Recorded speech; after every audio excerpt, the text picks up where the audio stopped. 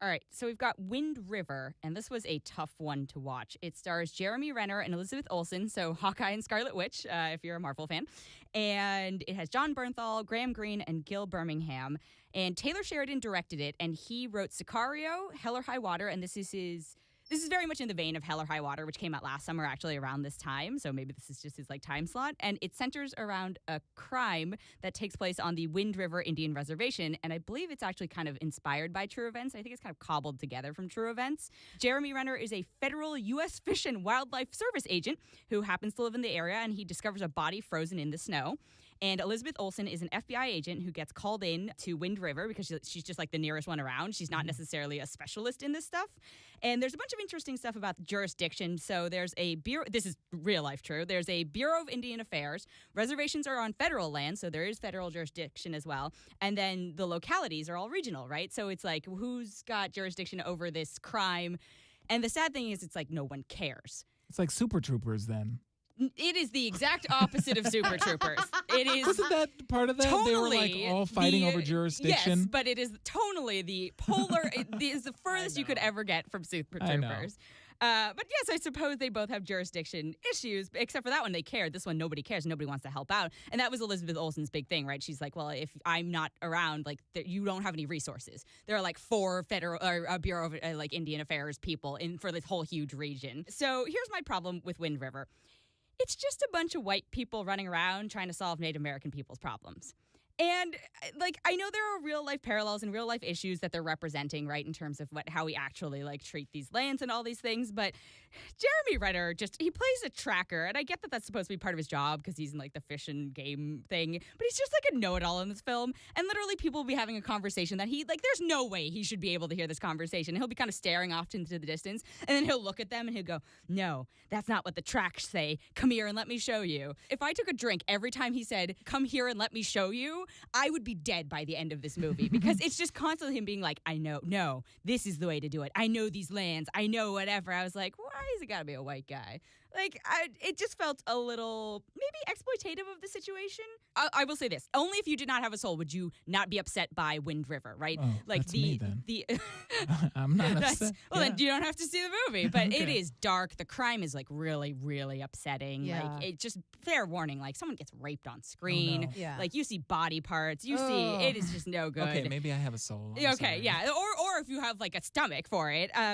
But I just didn't feel like Elizabeth Olsen or Jeremy Renner's performances added to the emotion. They just kind of coasted on the content of the plot and not necessarily the performances. I feel like they were in a different movie possibly than the rest of them. And I'll say I said this about Hell or High Water, and I'll say about Wind River. I feel like it's a gimme film, which is give me an Oscar. Mm-hmm. You know, they're I'm really chewing the scenery here because they really want it, and I don't love movies like that. And so I'd like to see what Taylor Sheridan could do if he moved away from films set in the middle of nowhere America that involve 2 characters and a random crime. Sure. I'm dude, break your cycle a little bit, because I actually think there's a lot of stuff to it. I just felt like they maybe could have had different actors and maybe move away from this kind of, I wouldn't call it white guilt, but this sort of voyeuristic look into it. So as a reminder, it is very much rated R, and there are really tough scenes. I really don't think this movie is going to be for everyone. I can't say I enjoyed watching it, right? Because it made me very uncomfortable, which is what it's supposed to do. And there's something at the end about how Native American women are the most undocumented, in terms of crimes against them. Sure. There's no tracking on it. There's no information. It just happens, and everyone ignores it. Right. It's very sad. And I was again, this is riding on the situation and not necessarily the emotional connection to these characters. Right. So I'm only going to give it 3.5 out of 5. Know what you're getting into for this film. I just realized that Elizabeth Olsen is a sibling of Mary-Kate and Ashley. She is indeed. Oh, she's an Olsen. I'm not going to see this now. The baby sister, and she's a huge actress now. That's she's great. I think she's a great actress, and I think Jeremy Renner is good too. So they are, which is why it was kind of why are you I wouldn't call it phoning it in, but it just felt so cookie cutter, right? I didn't feel like they were actually characters. I feel like they were just reading their lines in what they hoped was an emotional way, but I don't think they actually connected to them. Yeah, there you go. Wind River, 3.5 out of 5. 3.5 out of 5. You got a second one, right? I do have a second one. So this is, again, let's turn to the other end of the country, but still a culture that I don't think a lot of us know about, actually. So I've got Menashe, and it is the story of an ultra-Orthodox Hasidic Jew, and the real actor is named Menashe Lustig, and it's inspired by his story. And I sort of went down this rabbit hole of looking up Hasidic traditions after seeing this. So basically, in their communities, like what the rabbi says goes, right? This is they're I'm sure they're subject to like real. They live. There's a huge community in New York. This takes place in New York.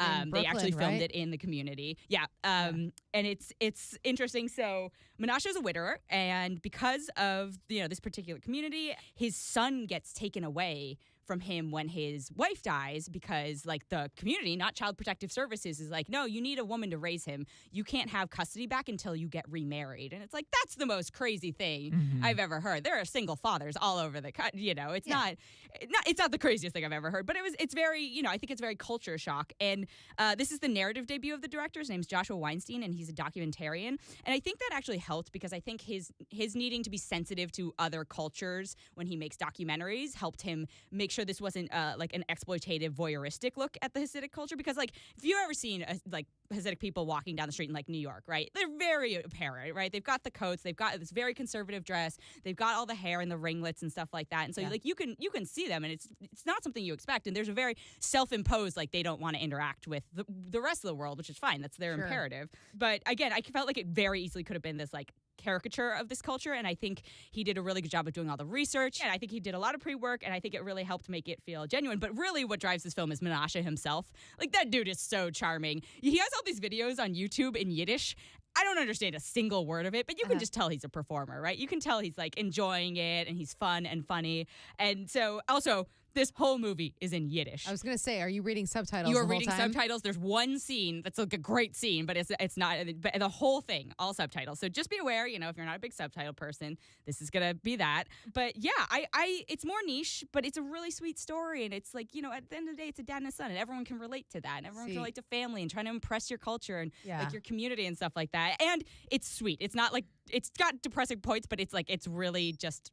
It's, again, opposite of Wind River in terms of, like, uplifting at the end. So I'm going to give it 4.2. Awesome. Yeah. And I love a good story, and I love being exposed to things that you're not exposed to on a daily basis. And I would much rather watch a movie that's maybe not, a big Hollywood blockbuster, but something that you feel like you're learning something about somebody else's culture. So I think that's great.